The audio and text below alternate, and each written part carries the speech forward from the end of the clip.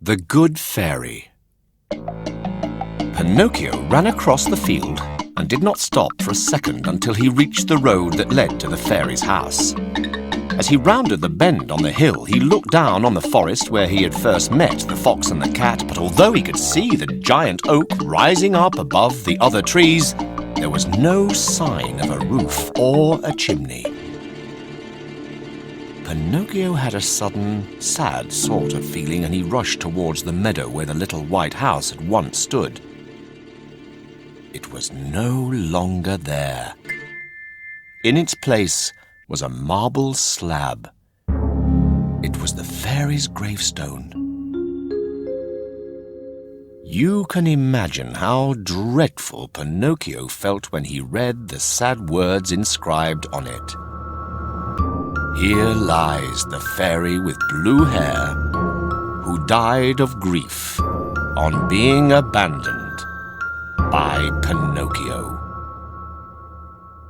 He immediately broke into a terrible fit of weeping. He wept all night, and the following morning he was still sobbing. "Oh, dear fairy, why did you die?" cried Pinocchio. "Tell me that it isn't true that you are dead. And where can my father be? Dear fairy, I need to find him so that I can be with him and never ever leave him again. What will become of me now that I am alone in the world? Who will feed me? Where shall I sleep? Who will make me a new jacket? Boo!" As Pinocchio lay sobbing on the ground, a large pigeon hovered above him on outstretched wings. "What are you doing, child?" he called. "Can't you see? I'm crying," said Pinocchio, looking up and wiping his eyes on his sleeve.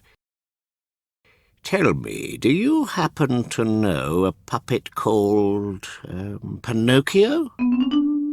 "I'm Pinocchio," said the puppet, jumping to his feet.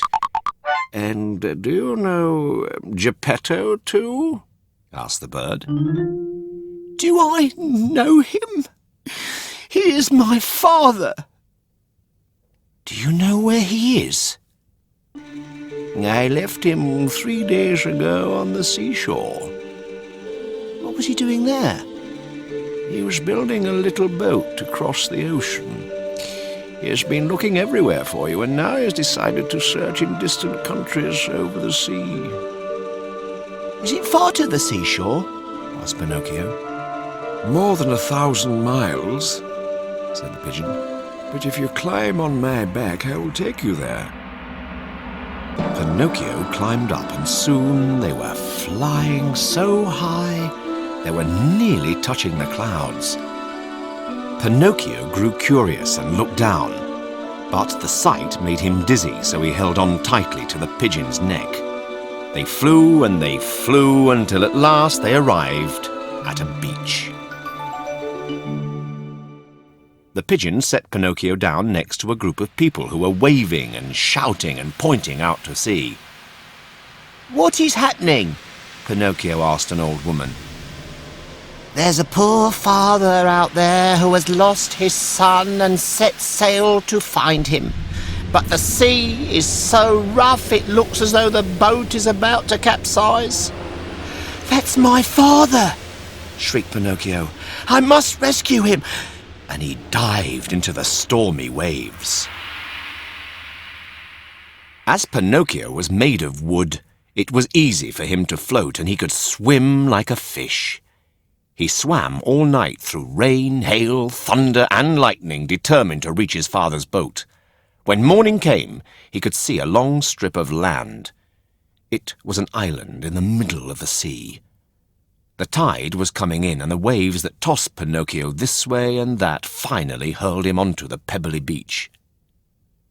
Pinocchio spread his clothes on the ground to dry and looked across the immense expanse of water for a sign of a boat. But all he could see was a large dolphin swimming close to the shore. "Hello? Would you let me have a word with you?" he called. too, if you like," replied the dolphin, who was very polite.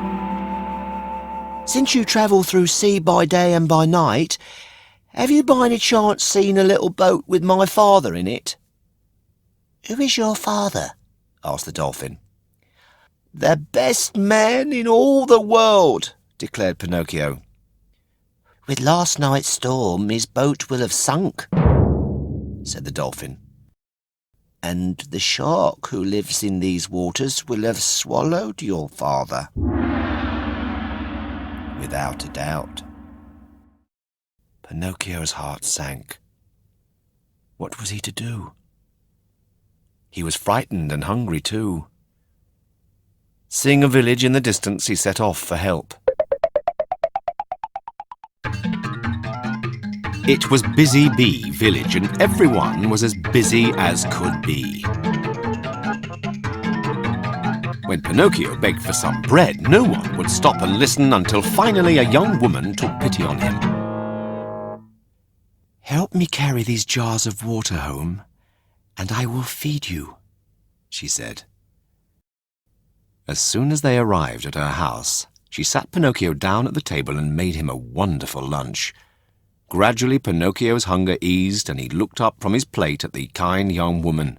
No sooner had he looked at her face than he let out a long ooh of surprise and fell on his knees in front of her. "What is the matter with you?" said the young woman, laughing. "Oh, can it be? You have the same voice, the same eyes, and the same blue hair. Oh, fairy, tell me that it is really you. I've cried and cried ever since I lost you." And so saying, Pinocchio burst into tears and flung himself into her arms. The fairy dried Pinocchio's tears. "I am surprised that you remember me," she said. "When you left, I was still young, but now I am a grown woman, old enough to be your mother." "I wish you were my mother," said Pinocchio sincerely. "and I wish I could grow too." "Puppets don't grow, Pinocchio," said the fairy. "Then I don't want to be a puppet," said Pinocchio. "I want to be a real person." "You could become real if you were good and went to school," said the fairy. "I was so sad when I read those words on the stone," said Pinocchio. "Tell me again that you're not really dead." "I don't seem to be," said the fairy. "When I saw you crying, I forgave you. I knew then that you are good at heart, and that is why I came here to look for you. I will be your mother if you will always obey me and do as I say." "I will! I will!" said Pinocchio, jumping for joy. "Then you can begin by going to school tomorrow," said the fairy. True to his word, the next day Pinocchio went to school. You can imagine how everybody laughed when they saw a puppet come into class. Worse, they started to tease him. One boy stole his hat, one pulled at his shirt, and another tried to ink moustaches under his nose. But in spite of this, Pinocchio did his best to be a good pupil. He arrived on time, paid attention in class, and did his homework. If he had one fault, it was that he wanted to be friends with everybody, and some of his classmates were naughty boys who didn't like school and fooled around. This is why when one day a boy said, "We're going to the beach to see a shark. Do you want to come?" Pinocchio didn't stop to think. He tucked his schoolbook under his arm and followed the boys down to the seashore. The sea was as calm as a mirror. "Where is the shark?" asked Pinocchio. "Perhaps he's having his breakfast," said one of the boys, sniggering. Pinocchio had been tricked, and worse was to come. One of the other boys punched him. Pinocchio hit back, and in no time a full-scale fight had broken out. The shouts and screams brought 2 policemen to the scene, and the boys all scattered. Only Pinocchio was left, and realizing he might be arrested, he began to run towards the beach. The policemen set their big dog, a mastiff, after him. Panting, Pinocchio ran towards the sea, and as soon as he was on the sand, he gave a great leap and dived into the water. The dog dived after him. Unfortunately, Alidoro, that was the dog's name, could not swim. And although he paddled hard to keep himself afloat, he soon began to go under. Help me! Help me! Barked the dog. Why should I? Said Pinocchio. Because if you don't, I will die, said the dog. Pinocchio felt sorry for him. Do you promise not to chase me? I promise, said the dog. Quick, or I will drown. Pinocchio hesitated for a moment, but Geppetto had told him that a good deed is never wasted, so he swam towards Alidoro, seized his tail with both hands and dragged him safely to shore. Then, still anxious about the policeman, Pinocchio jumped back into the water and began to swim towards a cave that he could see in the distance. Goodbye, Alidoro, he called. Goodbye, Pinocchio, replied the dog. Thank you for saving my life. Remember, one good turn deserves another. I shall find a way to repay you.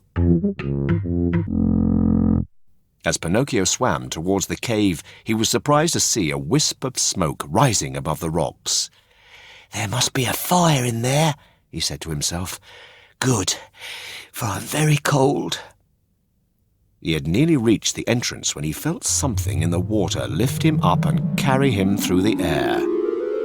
He had been caught in a great net in which fish of every size and description were desperately wriggling and thrashing about.